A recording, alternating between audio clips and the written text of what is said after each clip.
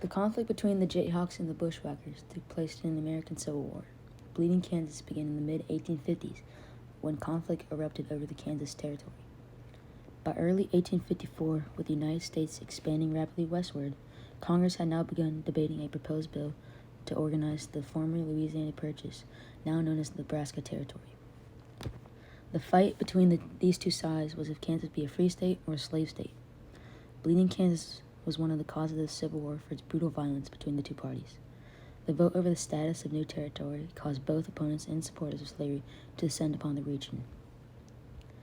The North and the South both sent groups of people to live in Kansas to vote in the elections to determine slave issues in new territory.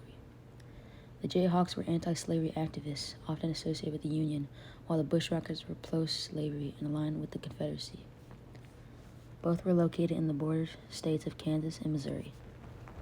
The Kansas-Missouri border was out of control, witnessing raids and battles as both sides fought to gain control. Bleeding Kansas was one of the causes of the Civil War for its brutal violence between the two parties.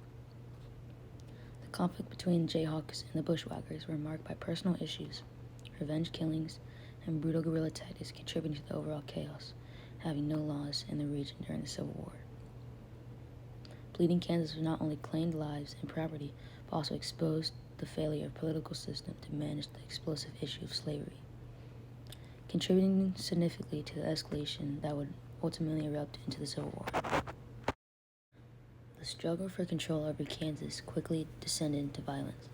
Pro-slavery and anti-slavery factions engaged in brutal clashes, with each side attempting to manipulate the voting process to secure a majority. The most brutal event during this period was a massacre in 1856, led by John Brown. John Brown was a part of the movement to abolish slavery.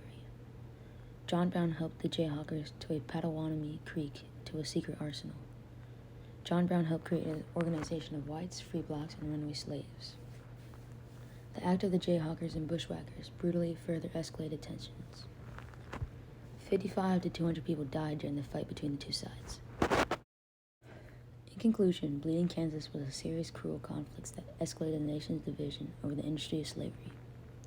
The violence in the territory served as a prelude to the border and more devastating conflicts of the Civil War.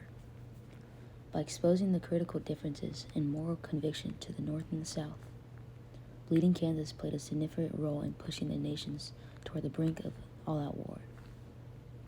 The violence and bloodshed in the Kansas highlighted the inability of peace compromises to address the fundamental disagreements over the expansion of slavery.